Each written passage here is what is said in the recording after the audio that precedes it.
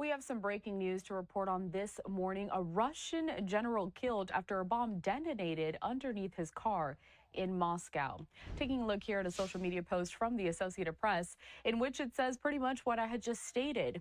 The AP, though, does go on to say that investigators say Ukraine could be behind the attack. It is the third such killing of a senior military officer within a year. The lieutenant general, or the head of the operational training directorate of the Russian Armed Forces General Staff, died from his injuries. That's according to a spokesperson for Russia's investigative committee. Earlier today, we did have some live images coming into our newsroom. I want to bring them up here on your screen. Take a look at that, though. You can see that just a few moments ago, the scene was still very much active with a lot of law enforcement there present in the area as they were working to secure that scene, gather evidence, gather clues, and also tow away the car, which you do see from this vantage point. Okay, this is news here. Welcome to the video. This is Justin Paul. This is news here that a Russian general was killed after a bombing of his car. Um, he was a senior general within the Russian military. My condolences goes out to his family, and they're saying that Ukraine may be a player um, in this bombing. I wouldn't know, but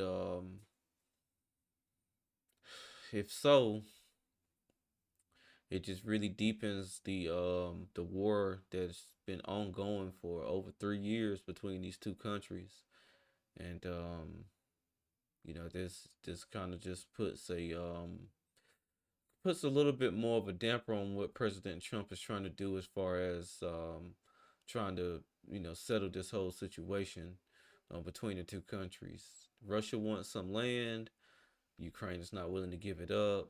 And I did a video from a perspective of Ukrainian soldiers who are fighting the war, who are saying, they're out there fighting because they're not willing to give up that land. And they miss their families and stuff like that, but they feel like they're fighting for a greater cause. And this is if Ukraine has anything to do with this, um, it's not good as far as peace talks are concerned. Um, a lot again, these are the spoils of war. This is what happens when you have countries that are at war. And something like this, man, just like unless you're checking your car every time for bombs and stuff like that, it's just gonna be unexpected. It's gonna catch you totally by surprise. I'm not sure if anyone is gonna be, you can be on point, but I'm not sure if you're gonna be that on point to where you're gonna be checking for this type of stuff, all the time. So, um, of course, there's not going to be too much more information that we're going to get out of this, more than likely, because this is something that is happening in a whole nother country. But of course, the U.S. is right smack in the middle of this stuff, especially with us trying to bring some type of peace between these two countries. And like I said, this war's been going on for years now. Now, the Kremlin spokesperson said that President Vladimir Putin had been immediately informed about the killing of that lieutenant general, his name, Fanil Sarvarov. The defense minister said that Sarvarov had previously fought in Chechnya and taken part in Moscow's military campaign in Syria. Just over a year ago, a reminder that on December 17th of 2024, another Lieutenant General, Igor Kirillov, the chief of the military's nuclear, biological, and chemical protection forces, was also killed by a bomb hidden on an electric scooter outside his apartment building. Kirillov's assistant also died in that attack. Ukraine's security service claimed responsibility for the attack. Now, another man was quickly arrested and charged with killing Kirillov about a year ago on behalf of the Ukrainian Security Service. Russian President Vladimir Putin described that killing as a, quote, major blunder by Russia's security agencies, noting they should learn from it and improve their efficiency. But then in April, another senior Russian military officer, another lieutenant general, a deputy head of the main operational department in the general staff, was killed by an explosive device placed in his car parked near to his apartment building just outside of Moscow.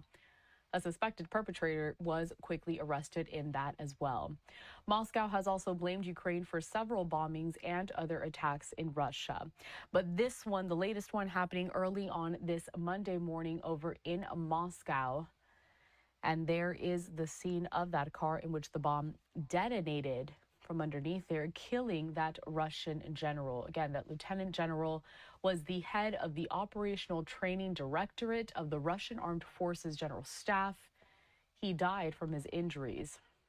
That's according to a spokesperson for Russia's investigative committee. And investigators are saying they do believe Ukraine may be behind that attack. We have some breaking. Okay, so those investigators or correspondents in Russia believe that Ukraine is behind this attack. Um, as you hear, um, they've taken accountability for other bombings that have happened within Russia. And again, I don't see this being a way to end the war or what's going on. They're going to look to promote someone else and put them in that position. But you know, if you're in war with another country and you're a general, um, or anyone who has a position of power, a position of great importance, you have to know that your life is also at danger at every step you take. And to me, in my opinion, that's a rough life to live. But someone has to do that job. Um, that's pretty much all I have to say about this. We'll see if Ukraine takes responsibility for this bombing here. Again, this is coming amidst a time where, President Trump is trying to broker a peace deal between the two countries. But me knowing what I do know about Vladimir Putin, I don't think he's gonna take this type of thing lying down. And we'll just have to see what becomes of this. If you like my content, make sure you like, comment, and subscribe to my channel. I do appreciate everyone who has took the time to subscribe and take the time to actually watch my videos, just to listen to what I have to say about these different topics and subjects. So I do appreciate it. And again, this is Justin Paul. Peace.